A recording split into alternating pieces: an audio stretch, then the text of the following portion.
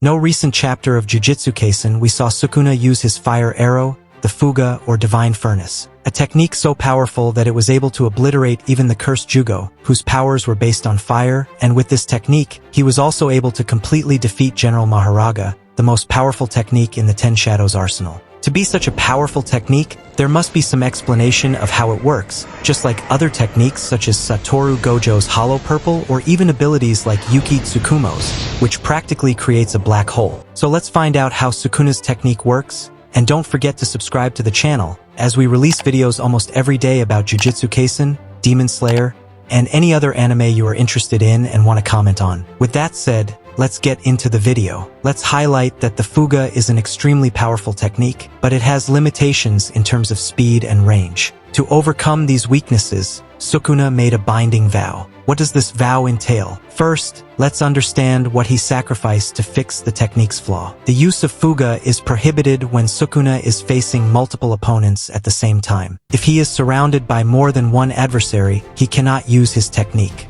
However, there is an important exception. He can use Fuga against multiple opponents, but only if they are all within his domain. This exception is very interesting and answers a question posed by Kuzukabe many episodes ago. He wondered why Sukuna did not use the fire arrow during the Shibuya incident. The answer is that, on that occasion, Sukuna was unable to expand his domain. Therefore, he could not use the technique, as it is only allowed against multiple enemies within his domain. As a result of the binding vow that restricted the use of his technique against multiple opponents outside his domain, Sukuna gained an additional ability. Every substance that is turned into powder by the effect of his malevolent shrine technique, whether buildings, stones, or trees, acquires an energy with explosive properties, similar to his fire technique but with a thermobaric characteristic. This means that the technique not only destroys but also creates a devastating explosion. This enhancement obviously increases the effectiveness of the fire attack, but it heavily depends on the amount of substances turned into powder before using the technique. Therefore, it is understood that the more substances Sukuna turns into powder, the more powerful the Kamino Fuga becomes. The amount of dust created by the domain's effect is directly proportional to the technique's effectiveness, making it even more devastating as the battle progresses.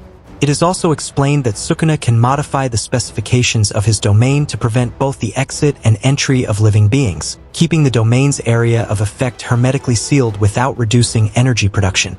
Within this hermetically sealed space, the dust with thermobaric properties will spread throughout Sukuna'S domain, creating something similar to an explosive and expansive cloud. Once the technique is fully charged, continuous heat waves and instant explosions will be released. These heat waves and explosions compress and decompress rapidly, causing the death of any living being within the domain's area of effect. In other words, if this attack hits you at full power, there's nothing you can do, you will be literally fried. Sukuna'S final technique, with which he killed Maharaga in a single blow, has sparked much discussion among fans. After explaining the technique, many of us believe that Sukuna, with this power, could defeat Gojo. The answer to that is somewhat ambiguous, yes and no. I delve deeper into this in this video about how a four-armed Sukuna would fare against Satoru Gojo, worth checking out.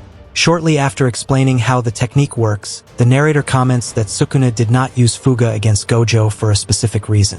As they were in constant domain confrontations with frequent changes in the specifications of these domains, such as the reduced area of effect, Sukuna could not fully charge Fuga. He knew that if he used it under these conditions, the technique would not be enough to defeat Gojo. Therefore, Sukuna decided to seal Fuga and not use it against Gojo. This explanation is very interesting because it confirms that Sukuna had a method beyond Maharaga and domain expansion to defeat Gojo. However, he chose not to use Fuga due to the limitations imposed by the constant changes in the domain. Instead, Sukuna resorted to other techniques, such as dismantling and cleaving, to defeat Gojo from within his domain. Sukuna'S technique needs to be charged to be fully effective. The problem is that he couldn't charge it enough to defeat Gojo during their confrontation. There are a few important points to consider. First, even Gojo himself didn't understand why Sukuna didn't give his all in the domain expansion battle. We find out the reason shortly after, but the fact is Sukuna chose not to use the Fuga technique.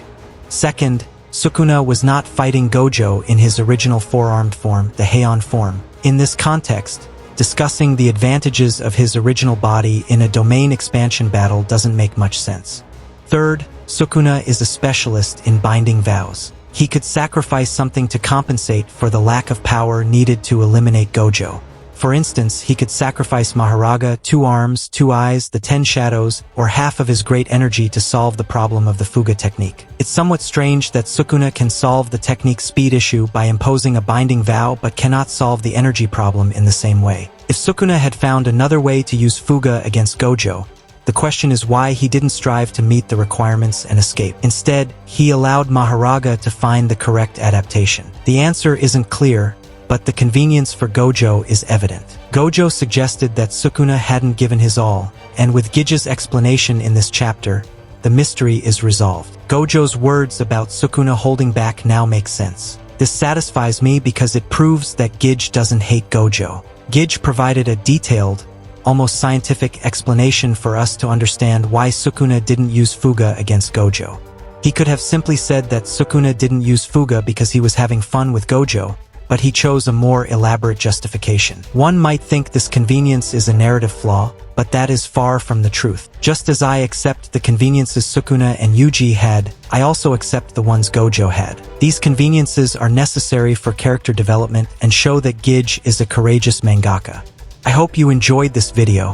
What do you think of Sukuna'S technique? Do you think it's more powerful than Satoru's Hollow Purple? Leave your thoughts in the comments and I'll be checking them all.